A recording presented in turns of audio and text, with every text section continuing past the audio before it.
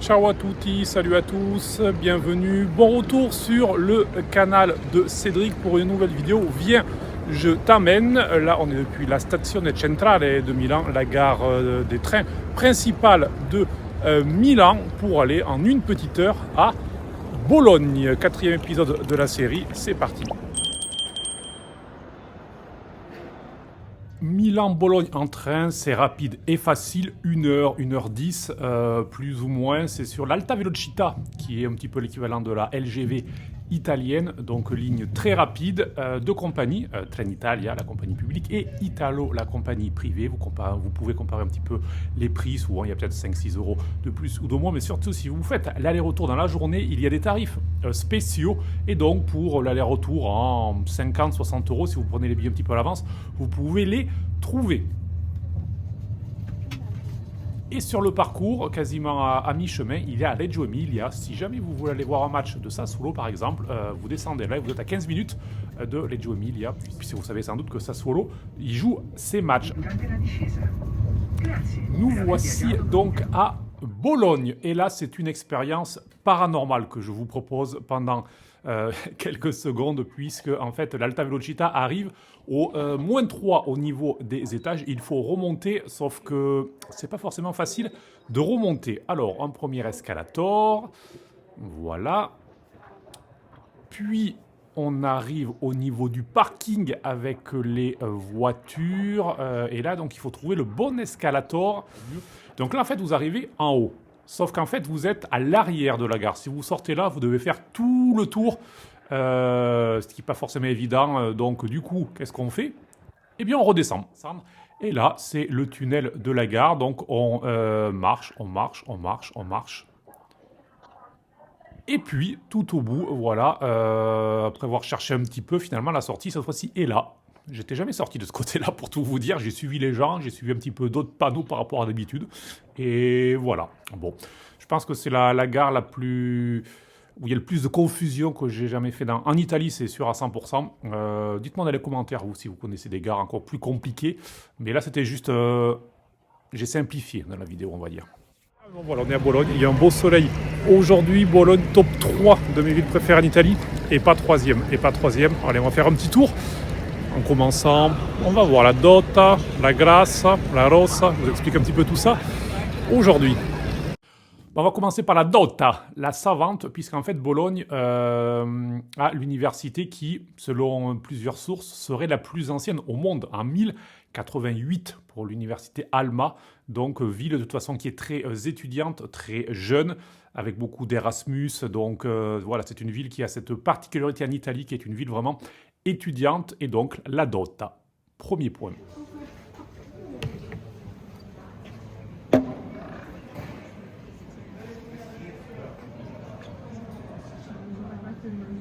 Passons au deuxième surnom, Bologna la Rossa, la rouge. Pourquoi? Vous l'avez déjà vu, en fait, avec l'image aérienne de l'université, il y a une couleur rouge assez prédominante au niveau de l'architecture, au niveau des palais de la ville historique, entre le rouge et le orange. Vous le voyez, j'ai fait quelques petites vidéos comme cela. Là, c'est Via Oberdan, des rues qui sont pas forcément hyper centrales.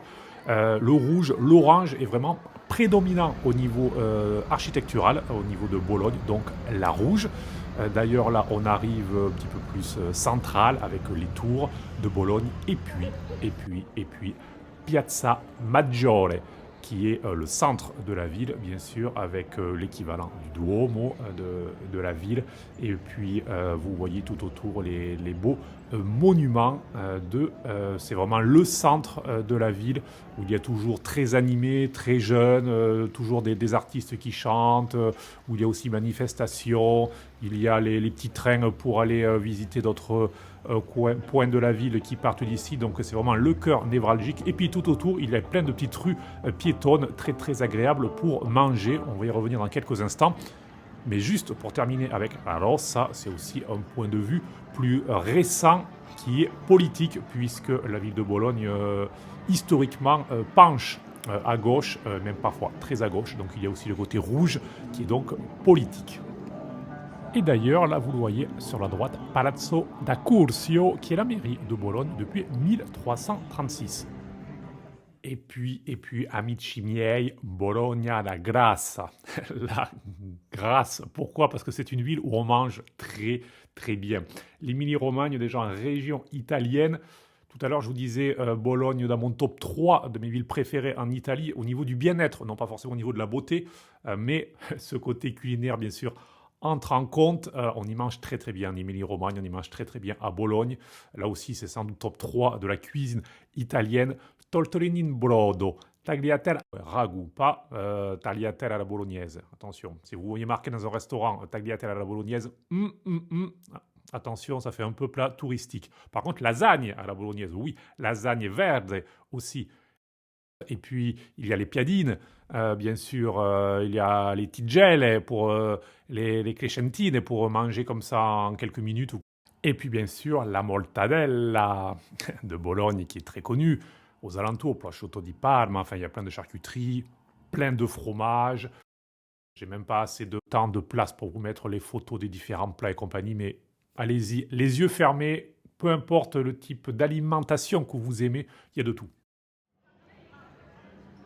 Et puis, derrière Piazza Maggiore, via d'Azeglio, il y a le store du Bologna FC, puisqu'on est aussi là pour du football, c'est un petit peu le prétexte de cette vidéo. Et puis, vous continuez, et à 20-30 mètres sur la droite, il y a Piazza dei Celestini, où il y a la maison de Lucio Dalla, la fondation Lucio Dalla désormais, et puis la maison avec ce dessin qui est sur le mur et qui est également très, très prisé pour les amoureux de la musique italienne. Et Lucio Dalla, on va en reparler de musique tout au long de cette vidéo, mais Lucio Dalla, top 3 de mes artistes, compositeurs, chanteurs italiens très clairement.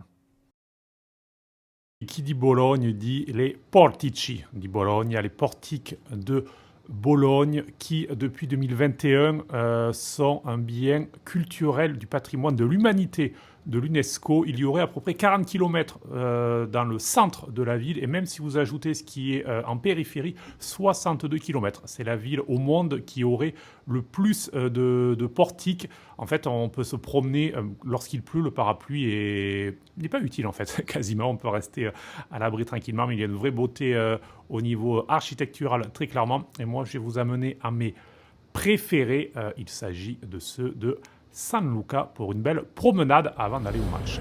Le début des portiques de San Luca qui vont monter pendant 4 km. Je crois que c'est les portiques les plus grandes d'Europe et même du monde, sans interruption. Et surtout, regardez, ça donne au début sur...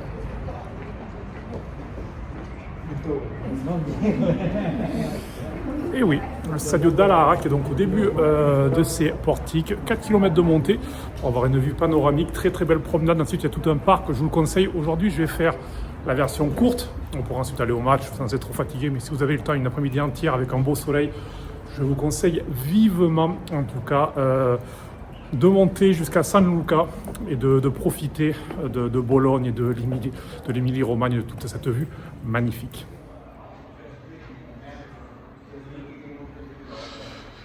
Nous voici à la basilique de San Luca. Donc, alors on peut aller encore dans tout l'espace vert justement un petit peu plus loin. Pour aujourd'hui, ce sera la fin du parcours, cette basilique. Après les 3-4 km donc, de portiques, comme je vous disais, je vais aller descendre un petit peu dans le jardin. Pour vous dire, petit conseil musical, petite playlist justement pour accompagner. Alors, on ne peut pas mettre le son bien sûr sur YouTube, mais des artistes de Bologne, Lucio Dalla, plus que tous. Voilà, Lucio Dalla, première position.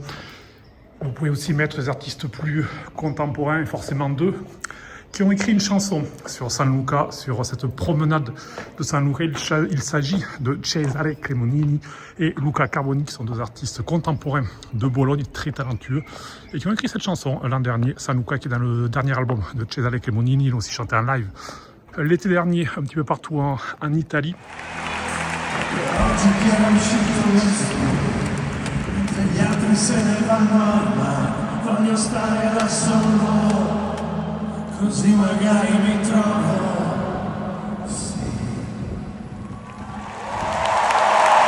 Chanson justement sur le sens de paix, d'aller courir à San Luca un jour de soleil, alors que tous les autres vont à la mer profiter de la plage. Cette envie d'aller seul courir comme ça, jusqu'à San Luca pour profiter des espaces verts, pour profiter de la tranquillité, de la solitude et pour se retrouver. C'est un petit peu le message de cette chanson. Je vous montre tous ces espaces verts, voilà, avec le ciel gris aujourd'hui. Il n'y a pas vraiment de soleil, il y avait le soleil ce matin. Il est en train de partir, il est bientôt 17h. Une vue rapide de l'intérieur de la basilique de San Luca, très jolie pour se reposer un petit peu, pour méditer, pour prier, en fonction bien sûr de vos envies. L'extérieur, voilà. Toujours sous les portiques, nous on va repartir dans l'autre sens. Là, vous voyez la vue du côté de Bologne, donc bien nous on va redescendre ces 3-4 km de portique pour aller jusqu'au stade d'Alara, puisque bien sûr il y a le match entre Bologne et la Roma qui est le prétexte de cette vidéo, mais ça me tenait à cœur de vous parler aussi de San Luca, qui pour moi est vraiment un lieu qui me tient à cœur tout simplement à Bologne. C'est au sud de la ville, c'est un endroit qui me transmet toujours énormément de paix et de bien-être, donc je voulais tout simplement le partager avec vous. Allez, maintenant on repart pour un petit peu de marche de nouveau. Les derniers escaliers des portiques de San Luca, et quand on tourne à gauche, la via Pierre de Coubertin qui amène vers le stade, la tribune Distinti, et vous le voyez, toujours des portiques, encore et toujours la beauté de Bologne. On est à 1 heure du coup d'envoi, donc un petit café dans les alentours, et puis ensuite on va s'installer tranquillement. Un tour de l'intérieur du stade qui est aménagé avec restauration, boutique, etc., etc. Et puis en sortant, un petit tour panoramique avec la Torre Maratona, qui est le symbole du stade qui se voit depuis l'extérieur. Et pour vous glisser que le projet de rénovation du Dallara est à l'arrêt pour des raisons financières, privées, publiques. Vous savez, c'est l'Italie, malheureusement, c'est comme ça. Et donc les chances de voir Bologne accueillir l'Euro 2032 deviennent très très minces. Installé donc pour cette rencontre et avec l'hymne qui résonne avant chaque match, les Tue Ali Bologna, tes ailes Bologne, écrit et chanté, excusez du peu, par 4 grands tifosi de Bologne, Carboni, Dalla, Mingardi et Morandi. Plutôt pas mal. Alors, j'ai donc vu en 2026 un beau but et un grand match de Federico Bernardeschi, mieux qu'une cure de jouvence en quelque sorte, mais plus sérieusement, content pour lui après ce qu'il a passé, quelques critiques, puis aussi content pour Pellegrini qui a égalisé. 1-1 donc à l'issue de ce match aller, retour à Bologne dans une semaine pour une place en quart de finale d'Europa League. Et comme à chaque fin de match, le tour d'honneur avec l'anno che verrà, l'année qui viendra de Lucio Dalla. Et quand ça gagne, il y a même un petit bonus Poetica de Cesare Cremonini, lui aussi grand tifoso du Bologne et qui est très régulièrement au stade d'ailleurs. De mon côté, c'est donc le moment de quitter le stade et de rejoindre le centre de la ville. Et pour terminer cette vidéo, un retour à Piazza Maggiore, la Fontana di Nettuno. Et puis, on va se quitter en musique, vous l'entendez peut-être derrière moi. En fait, à Bologne, il y a toujours des gens qui chantent. C'est beau, ce sont des artistes, des groupes de jeunes, peu importe, un petit peu aux 4 coins de la ville. C'est toujours joyeux. On va se quitter avec une chanson qui illumine une des rues principales de Bologne. Vous le voyez devant moi, je zoome un petit peu. Bologna è una regola.